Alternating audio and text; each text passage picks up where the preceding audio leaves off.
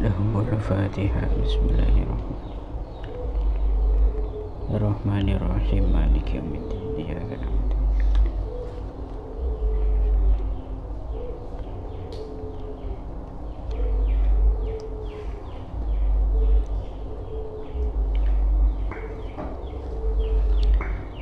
Bismillahirrahmanirrahim.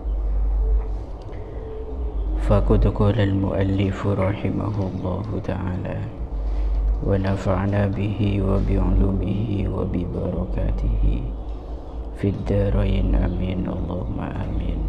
Amin. Bismillahirrahmanirrahim. Wa kana asy-syaikhu Abu Bakrin al-Warraq rahimahullahu ta'ala yaqul wa kana lan ono sapa asy-syaikhu syekh rupane Abu Bakrin al-Warraq, Syekh Abu Bakar al-Warraq rahimahullahu ta'ala iku yaqulu dawuh sapa Syekh Abu Bakrin al-Warraq ing dawuh madhaharat ora pertelo apa al-fitnatu fitnah min ahdis sayyidi awit mongsone Gusti rupane Adam, Nabi Adam alaihi salatu wassalamu ila waktina tumeka waktu kita rupane hada ikilah waktu illa minal khultati angin mergo sangking cecampuran illa minal khultati angin mergo sangking cecampuran waman utawi sapa wonge iku janabah lamun ngedoi sapa man annasa ing menungso kanah moko ono sapa man kanah moko ono sapa man ila salamati maring selamat iku akroba luweh parek iku akroba luweh parek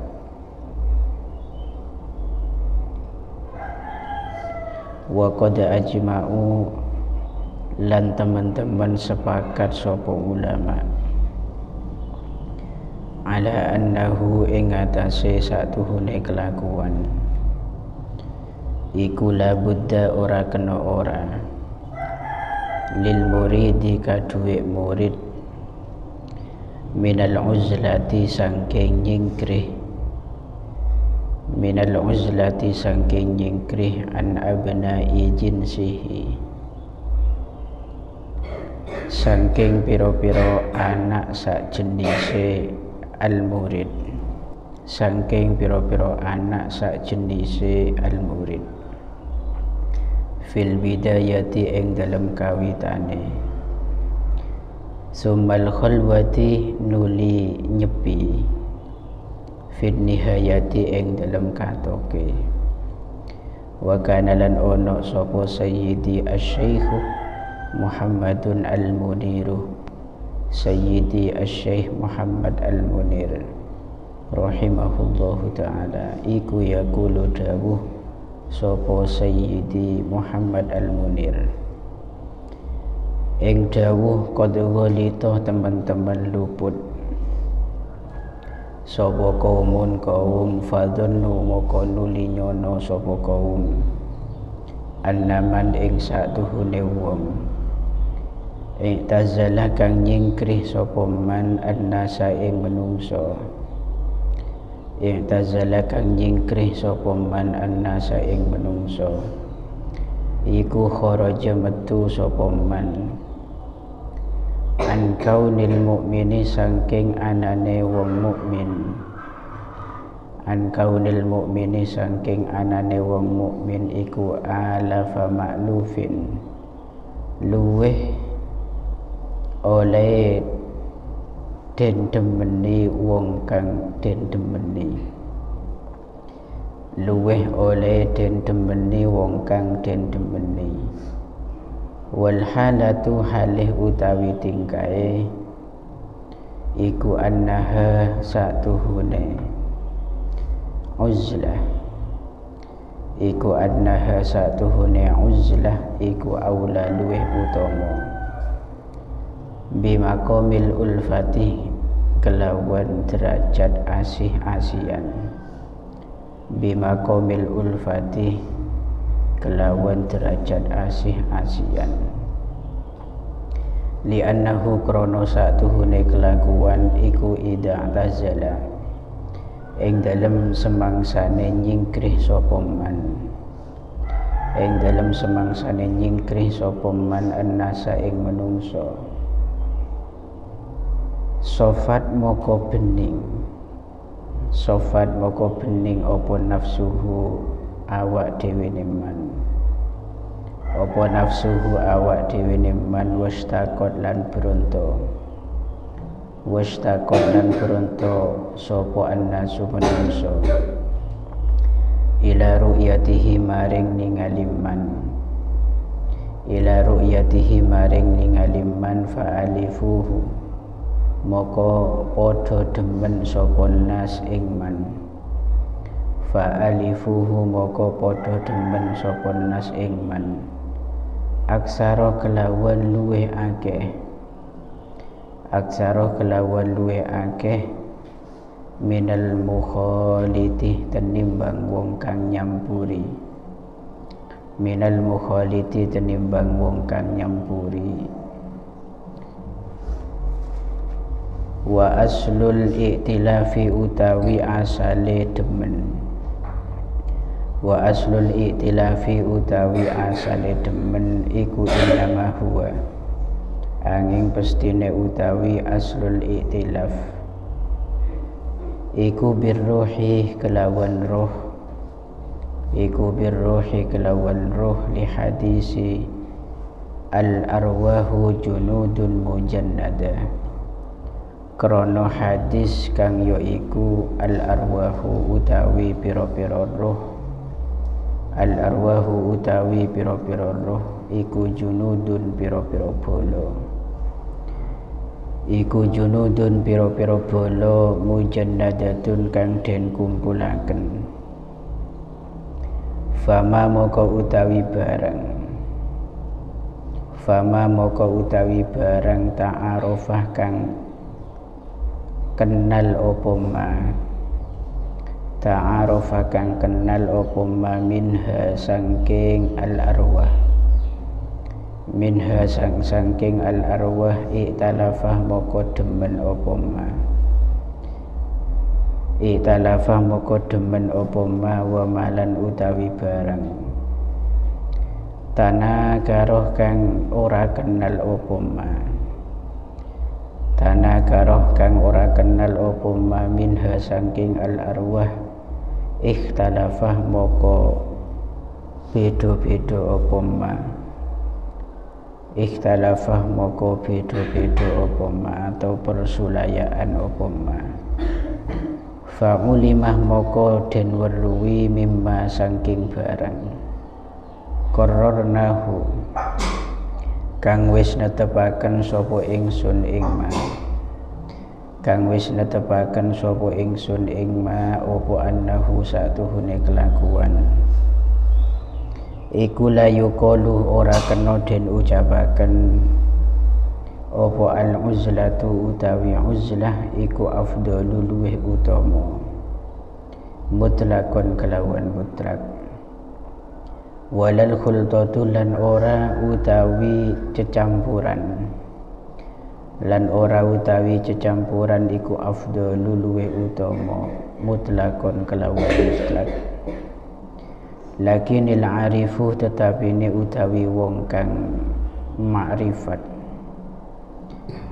awakhira umrihi ing dalem pira-pira akhire umure al arif, ing dalem pira-pira akhire umure al arif iku yahunu condong sapa al arif, iku yahunu condong sapa al arif ilal wahdati maring ijen, kal bidayati kaya kawitane, kal bidayati kaya kawitane, fala yasiru moko ora dadi, fala yasiru moko ora dadi kulahu kaduwe al-arif apa waktun waktu, yasa'u kang amut apa waktu, yasa'u kang amut apa waktu annasa ing menungso, annasa ing menungso kama kaya barang waqa'a kang tumiba apa ma, waqa'a kang tumiba apa ma lahu kaduwe Gusti Nabi Muhammad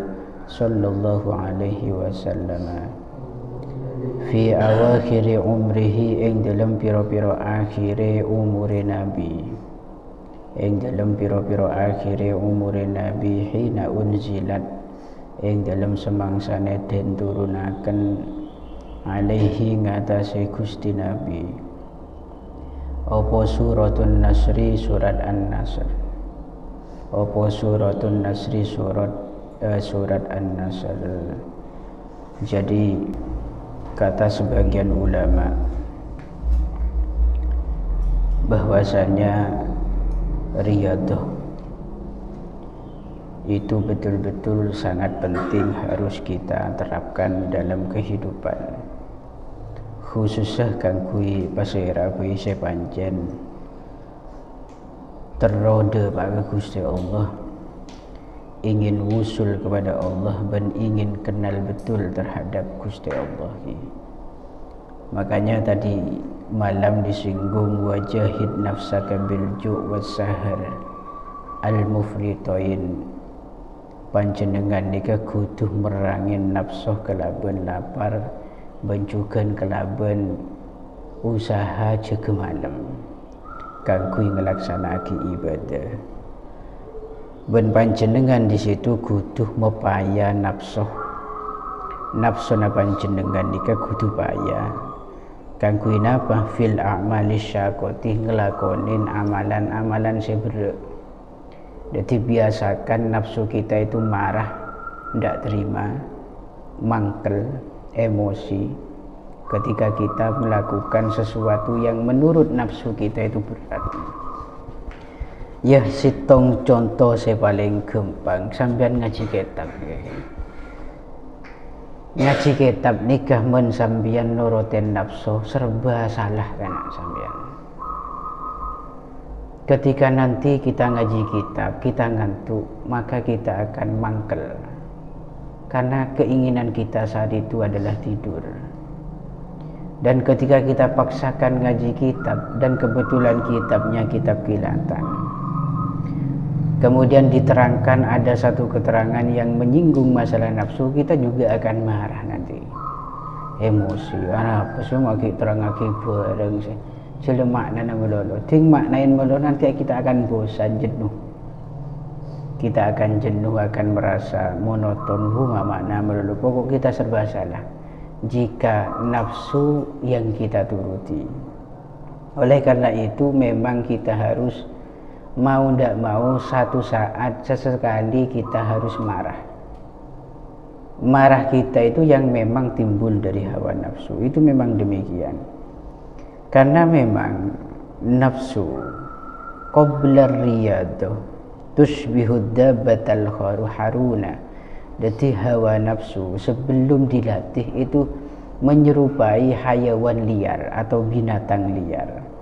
Nah Pak bisa usah koceng men koceng liar itu ben sampean ecelok benih nyanter tapi buruh. Gitu ki.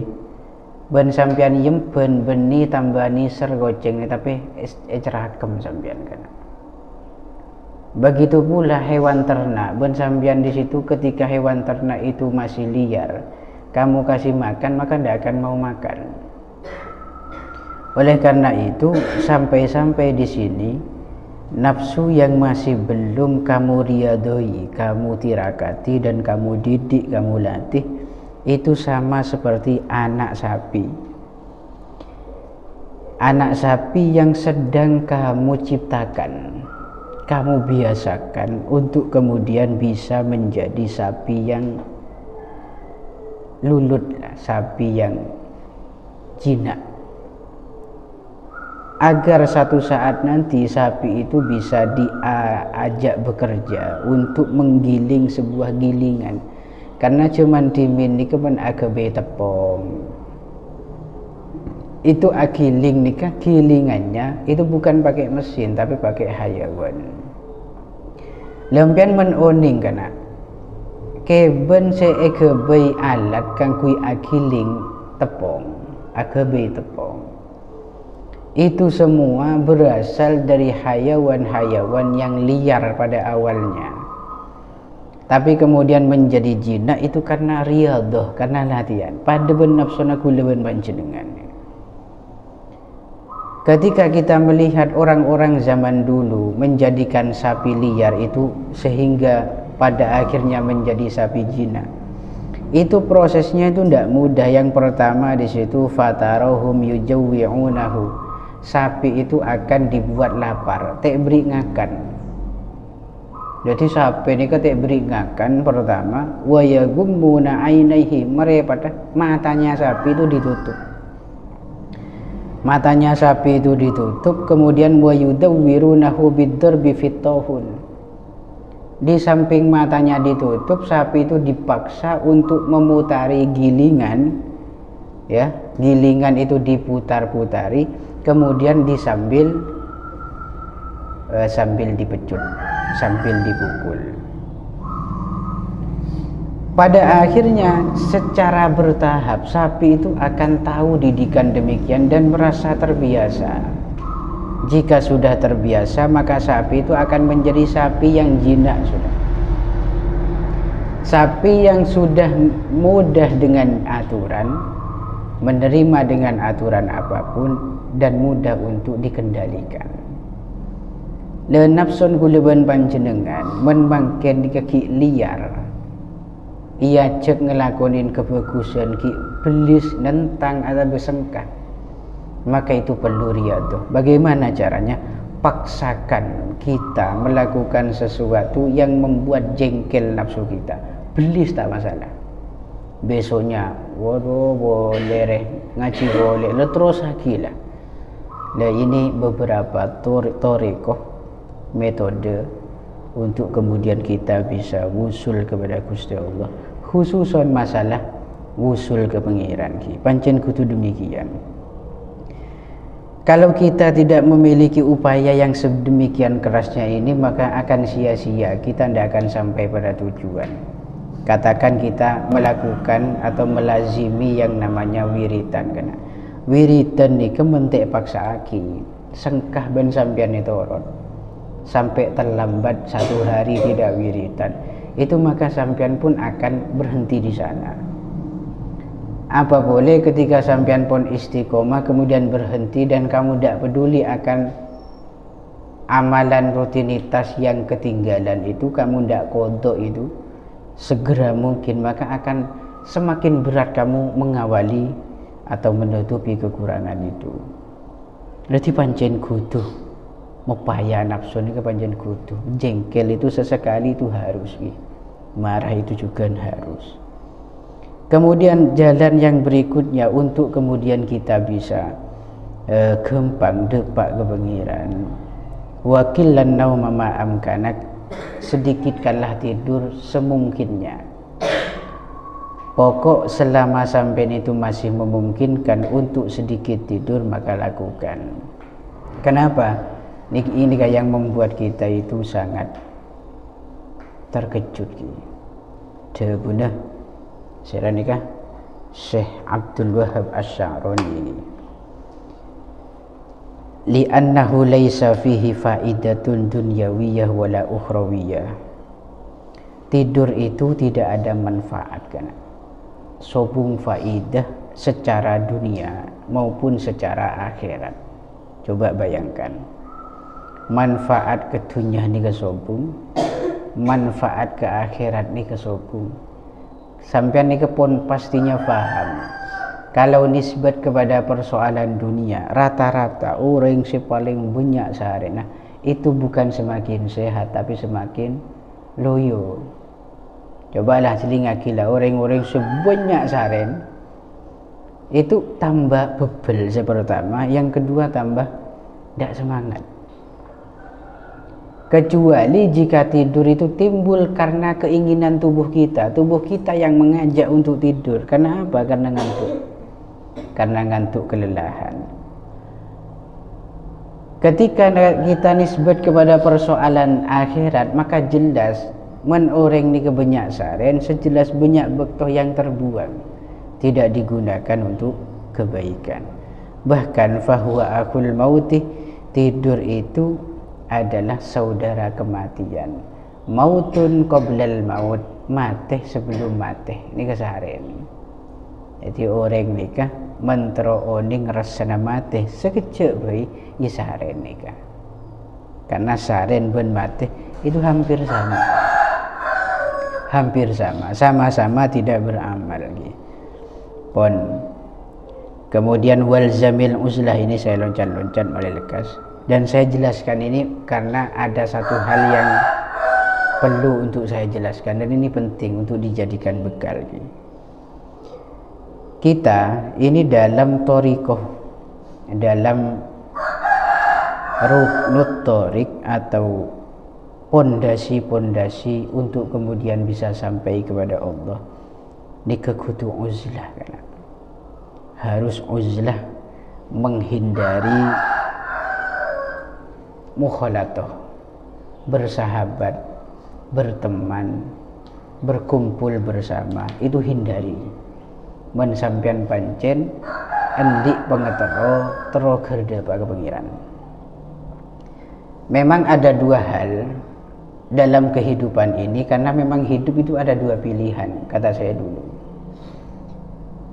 Ketika kamu memilih untuk bersama dengan manusia, apolong dan merosa, maka sisi positif yang kamu dapatkan, kamu tidak akan kesepian. Ya, kamu tidak akan kesepian dan kamu merasa terhibur.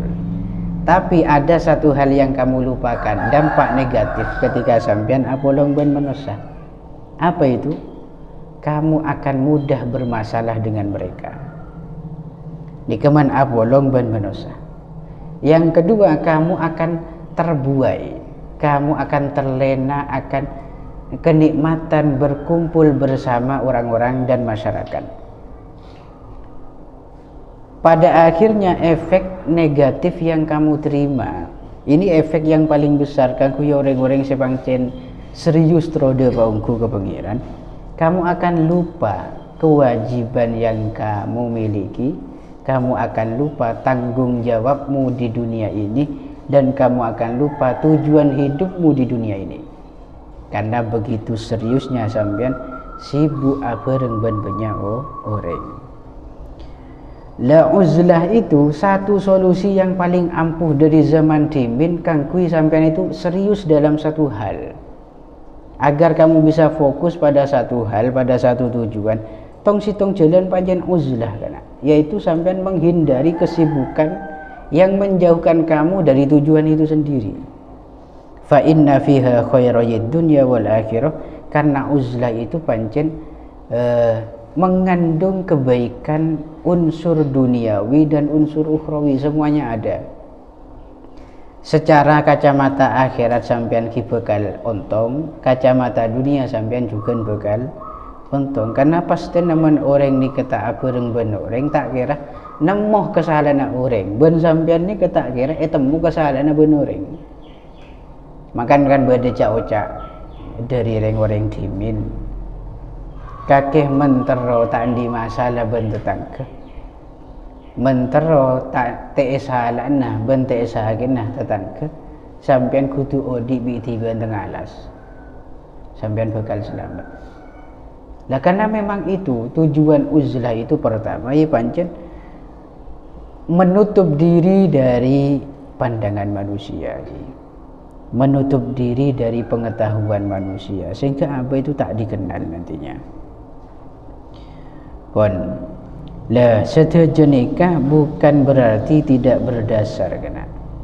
La setuju nikah berdasar dari satu kisah bedereng laki nikah ada buku Gusti Nabi, ada buku Gusti Nabi ayyun nas afdal ya Rasulullah, manusia paling utama nikah manusia kadina wahai Rasulullah, Jawab sareng Nabi, rajulun yujahidu bi nafsihi wa malih fi sabilillah, yaitu seseorang yang memerangi hawa nafsunya dan hartanya untuk kemudian ditasarrufkan ke jalan Gusti Allah, atau semua itu semata-mata untuk meluhurkan agamanya Gusti Allah.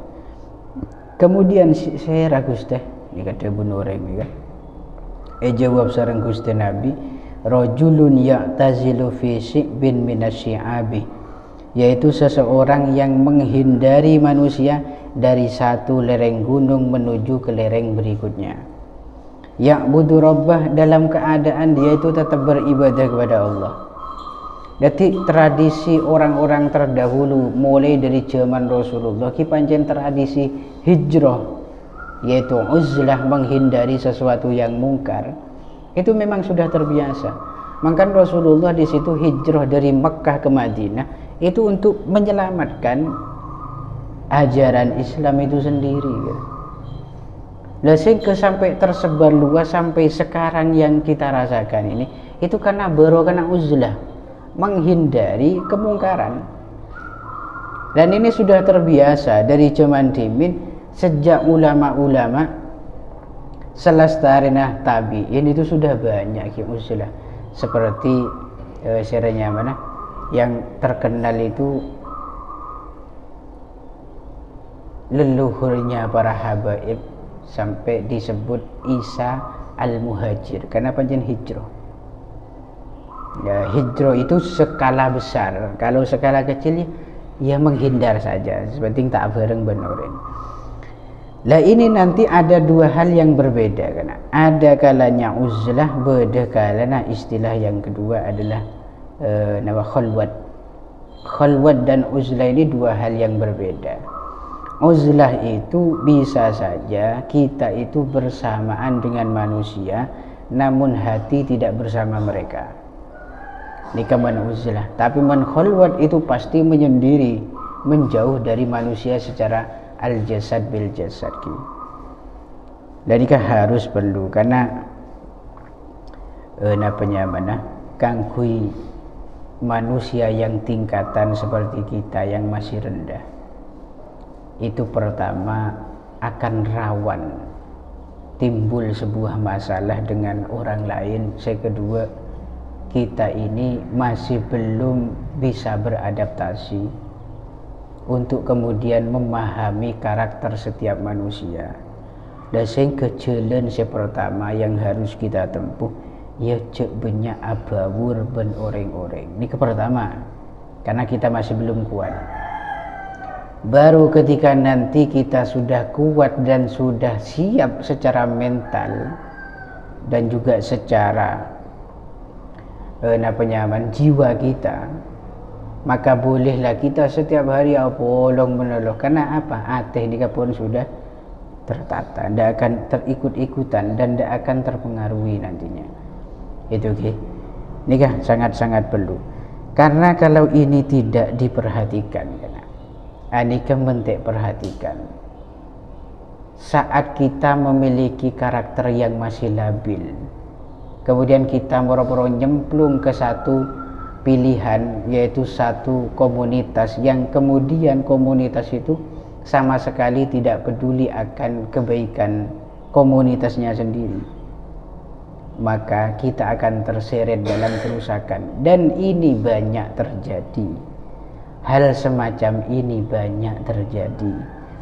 Tak usah jelingman keeman, dunia kita saja, dunia para santri itu meleplemanan karya jeling bon. Teman kamu itu bersama siapa? Men santri binian, men pelemanan abareng benak karena si celanaan gepi.